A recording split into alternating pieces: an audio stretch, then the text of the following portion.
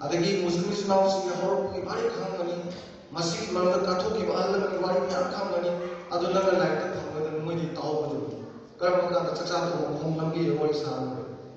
ka ko kam mon ga dai ni pa ni ma na ai isan them sigum lewa ai isan bisigum lene ai kare wa do no pe to to mangsu ani hare chu to ro kan to no ala ma sa da king la ne no mi am da ko kam mon ga dai abi chu to so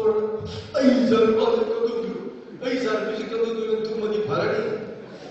adu ma sa bane ko discipline is very important in the way of school my life in Pangyu ingkar bagi energy na sa pang job ro watching thar na my bagi pangna to ya ka to kan da adu one discipline hai adu ne emotional process ko ra ka ne ko discipline na bhajal le biro adu hard working ada abagi path determination ka aina to ke ne khan radi maduma so lep to biro and to ke ne khan radi soidar baki badu tobiro aduga togi na hayin na tobai was ma khanbiru ai library da question lab ke ai library da competitive exam sai soidar phangno khane ge na khala gadina kamai da phangna ge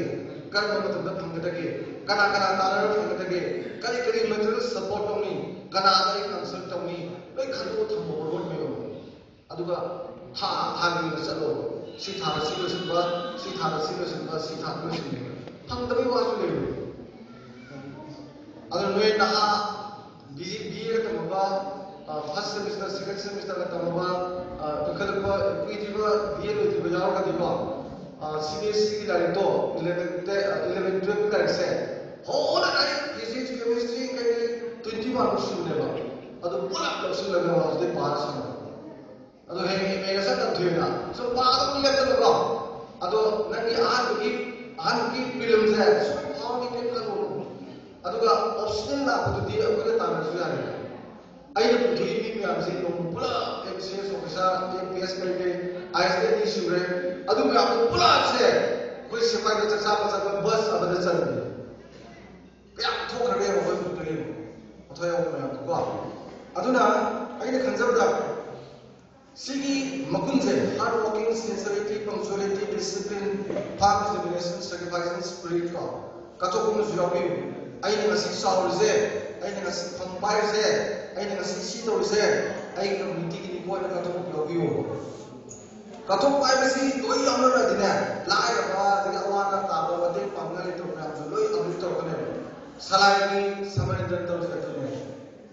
ma hose global entrepreneur ho ra pithibri lam chak ra japan da hong kong da malaysia da adi dubai da magi office achho Russia da le na se pithibri ke global entrepreneur ho in terms of crore level reserve ka thamaga central reserve na mai sa sa to 9% more than 1.3 ka ta this simo ya thoru ya de nganu de lo da Netherlands da Holland da le da pakam sa ari ka samon to ho nganu de bo no isi la pa ka ni thar na adu me ati ko du mi ka to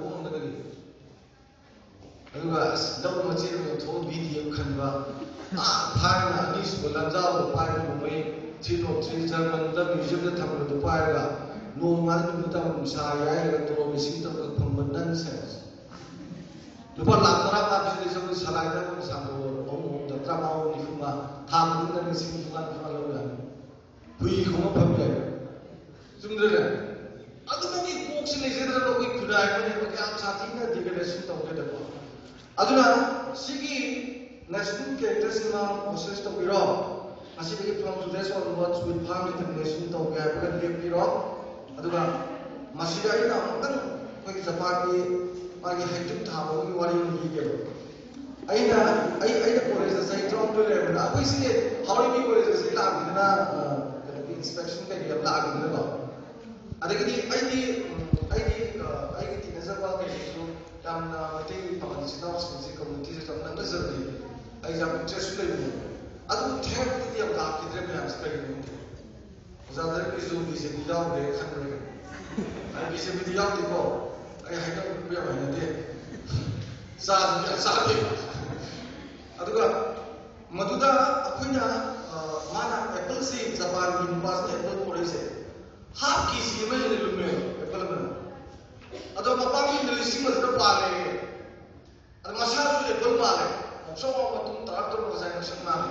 mami ku apple tu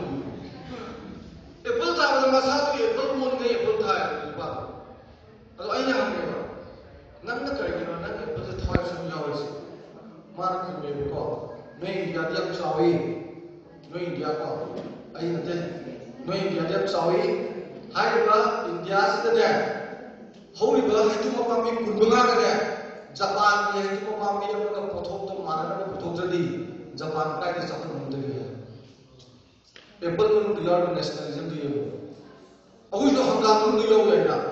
hangam do ai boi piem ko ar de le de ko ko shi ko de phar 고비 기도 부부도 그런다. 보통은 나를 뽑아. 미리 떠오르네. 막하다 누구하래 보다 가면 좀 봐라. 가면보다 가면 막 봐라. 그다음 비에 들어.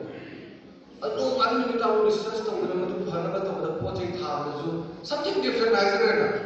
뭐 약간 기대를 부들어보고. 아도 많이 떠오르고 그리는 거야 그래서. 아도 모이기 파운드 때문에 사실 내시는 때에 모이다 부들어야 자빠들이야. America is poor tore adikidi nangi bagi China na jar tore adu no phagi sok na mo le ko abe sura thek le ko ai mo chance phamada angang na khumjun bire mo 11 10 11 12 ke ma counseling to jage phajal to jage ko adu ahla jo job bire mo pa ko parental it's very important ko akoi loina mo yum na mo bre lilong je New York man. Ai liu ni dari ke sini, masih New York ke. Wah, ini yang semua. Wah, orang itu baru dah kopi minum bisa yang mana? Ah, musim ni cerita ni sebuah ni cerita ada tak tu boys. Nubi si boys tu kau main nubi ada main ni kan biru ko.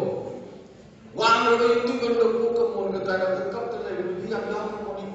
Anak apa tu thora dah yum wang anak thora dah anak thora tu yum nem tak bersih yum tu gimana tu yum siapa wang yum wang tu nak kena biru mai malu nak wah islam yang sebenarnya islam apa orang koi mau kuat disiplin yang mereka no betul kena dah tanah kita tahu apa yum mai betul yum tu siapa tu jadi yum cuma dari bawah besar besar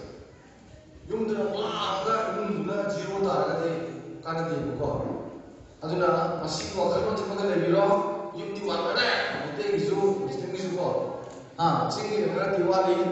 hyper wangane hai taragade ko imum di sebelas imum di andre imum sukana pona si me amse no na putale na putale si no ile boju hom je na ahom baru sas na putale ile Oh, pak terbenar tidak. Anu ni pakai kau casa dengan anu lagi le. Kalau sila kita, aina follow terus ni ko. Hayang si training orang salah ni nak kalau tak bagi orang profesional sendiri mana keluar ni mesti ko. Mahal. Apa masuk pahani ka. Mana ini nak dah le. Mau sih tak dah le ba. Masuk pahani se nong ni poni pulang park boleh. Mau kita